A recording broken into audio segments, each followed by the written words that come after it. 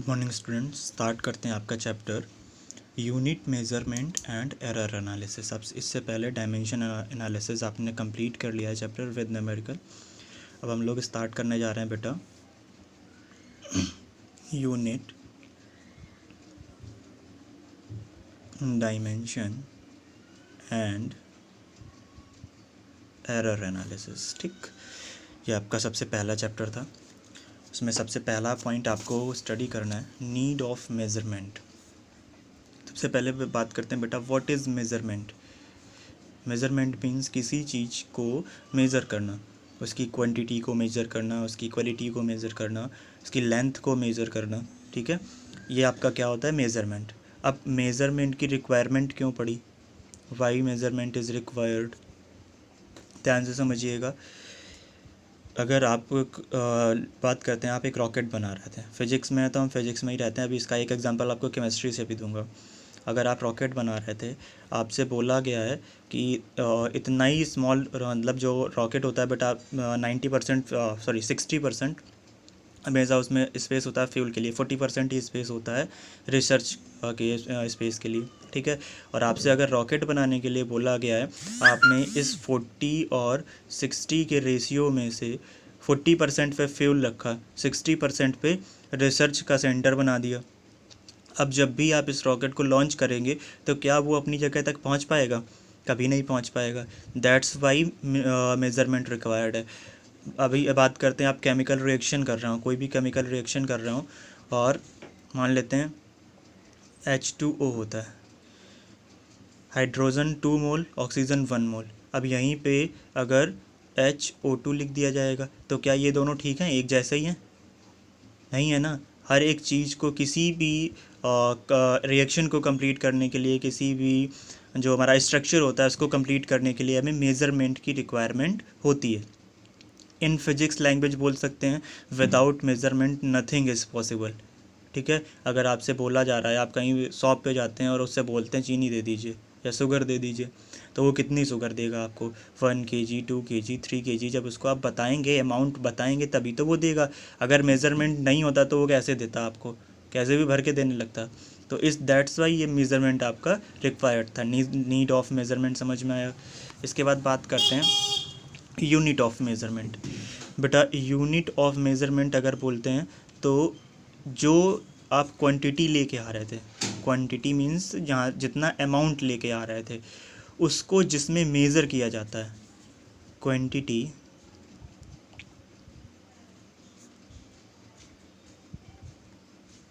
Measured in विच। ठीक है बेटा, मैंने आपको ये डायमेंशन एनालिसिस वाले चैप्टर में भी बताया था यूनिट ऑफ मेज़रमेंट, तो वहाँ पे भी आपको यही बताया गया था क्वांटिटी मेजर्ड इन विच। जो आप यहाँ से क्वांटिटी लेके आ रहे थे वो क्वांटिटी यहाँ जिसमें मेज़र की जाती है वही आपका क्या होता है बेटा, यूनिट ऑफ मेज़रमेंट होता है। जैसे आपको किसी चीज़ का अमाउंट मेज़र करना है तो अमाउंट मेज़र करने के लिए नॉर्मली हम केजी का यूज़ करते हैं या लीटर का यूज़ करते हैं। ठीक है, अब अगर किसी की लेंथ मेज़र करनी है तो मीटर का यूज़ किया जाता है।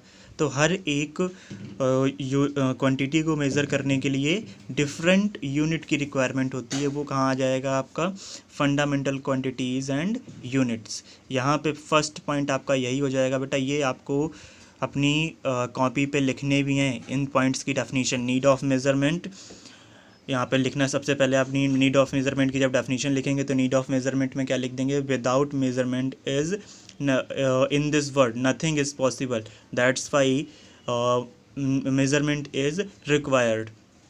और कोई भी एक छोटा सा एग्जांपल लिख दीजिएगा। यूनिट ऑफ मेज़रमेंट की अगर आप डेफिनेशन लिखेंगे तो वहाँ क्या लिखेंगे, quantity measured in which is known as unit of measurement. अब फंडामेंटल क्वांटिटी एंड यूनिट आ गया, तब यहाँ पे क्या लिखेंगे, एवरी फिजिकल क्वांटिटी। मैं इसकी डेफिनेशन लिख दे रहा हूँ आपकी, every physical quantity requires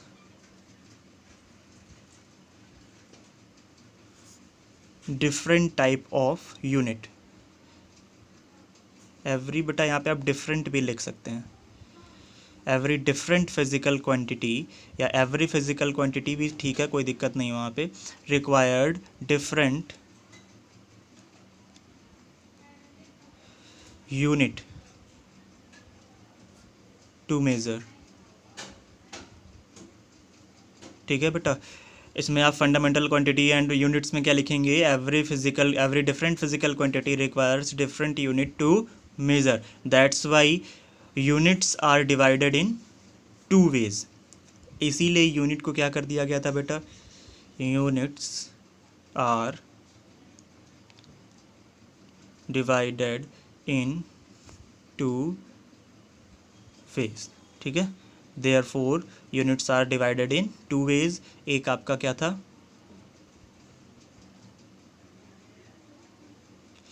fundamental और दूसरा डिराइव्ड। ठीक, फंडामेंटल यूनिट आपको 7 फंडामेंटल यूनिट बेटा बताए गए थे, ये डेफिनेशन ऐसे ही आपको कॉपी करनी है। ठीक है, नीड ऑफ मेजरमेंट की मैं आपको बता चुका हूँ, यूनिट ऑफ मेजरमेंट क्या होता है वो भी मैं बता चुका हूँ आपको। फंडामेंटल क्वांटिटीज़ एंड यूनिट्स की बात करते हैं, ये भी आपको डेफिनेशन मैंने यहाँ लिखी दी है। Units are divided in two ways, fundamental and derived. ठीक है, अब फंडामेंटल एंड डिराइव्ड यूनिट, आपको फंडामेंटल यूनिट मैंने आपको डायमेंशन एनालिसिस में बताया था, units which can not be derived from any other unit. ठीक है, या units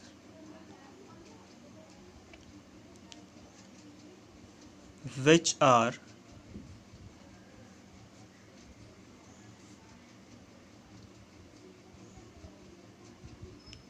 unchanged, units which are unchanged, या फिर इनको क्या लिखेंगे बेटा, ये कैंसिल नहीं, मैंने लाइन ड्रॉ की है, ये आपको ये सब डायग्राम ऐसे बनाने की ज़रूरत नहीं है, मैंने सिर्फ आपको समझाने के लिए किया हुआ है। ठीक है, यूनिट्स विच आर अनचेंज्ड, या अदर वे में लिख सकते हैं, units which can not be defined,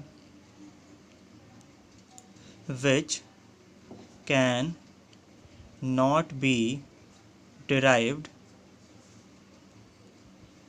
from any other unit। ये डेफिनेशन मैंने आपको फंडामेंटल क्वांटिटी में लिखवाई थी, units which can not be derived from any other unit। ठीक है, are known as fundamental units या फंडामेंटल क्वांटिटीज़। और बात करते हैं अगर दूसरी डेफिनेशन की, तो यूनिट्स विच आर अनचेंज्ड, ऐसे यूनिट जो चेंज नहीं होते हैं वो फंडामेंटल यूनिट बोले जाते हैं। और आपके 7 होते थे, सबसे पहले आपका 3 तो मोस्ट इम्पॉर्टेंट, मास, लेंथ और टाइम। इसके बाद टेम्परेचर का केल्विन या और करंट का एम्पियर हो जाता था, टेम्परेचर का केल्विन हो जाता था।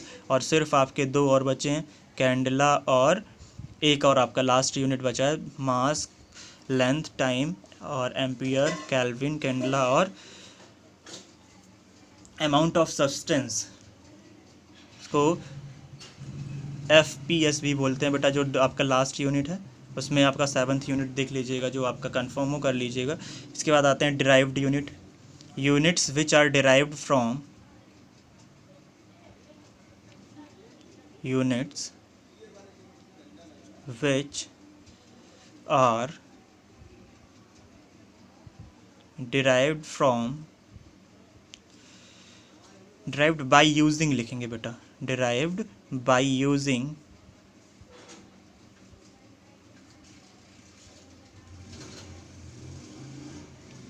टू और मोर फंडामेंटल यूनिट्स। ठीक है, फंडामेंटल यूनिट क्या थे बेटा, जो अनचेंज थे या किसी भी अदर यूनिट से डिराइव नहीं किए जा सकते थे। लेकिन डिराइव्ड यूनिट क्या है, जिन्हें 2 या 2 से ज़्यादा फंडामेंटल यूनिट्स को यूज़ करने के बाद ही फाइंड आउट किया जा सकता है।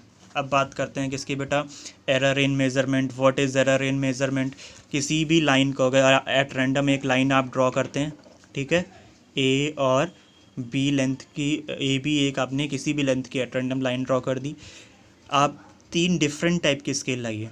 3 डिफरेंट स्केल लाने का मतलब डिफरेंट कंपनीज़ की, जैसे एक कैमल के लिए लिया, एक नटराज के लिए लिए, तो ऐसे, और एक अप्सरा की आती है उसके ले लीजिए। 3 डिफरेंट कंपनी की स्केल लेके आइए, इसी लाइन को मेज़र करिए।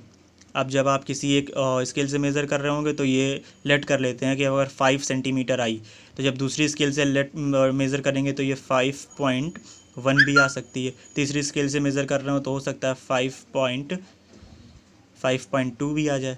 ठीक है, तो कुछ ना कुछ डिफरेंस, हर बार कुछ ना कुछ डिफरेंस क्रिएट होता जाता है। अगर आप डिफरेंट इंस्ट्रूमेंट से यूज़ करते जाएंगे उसी चीज़ को मेज़र करने के लिए कुछ ना कुछ आपको डिफरेंस ज़रूर मिलेगा। दैट्स वाई किसी भी मेज़रमेंट को परफेक्ट मेज़रमेंट नहीं बोला जा सकता, उसमें माइनर सा एरर ज़रूर होता है। इसे ही बोला जाता है बेटा एरर इन मेज़रमेंट। इसकी डेफिनेशन मैं आपको नेक्स्ट वीडियो में बनाऊंगा क्योंकि ये ज़रूरत से ज़्यादा लंबा हो चुका है। इसके बाद ये तब तक ये वाली डेफिनेशंस आप लोग लिख लीजिएगा। ये एरर इन मेज़रमेंट की डेफिनेशन आपको नेक्स्ट वीडियो में दिखाते हैं।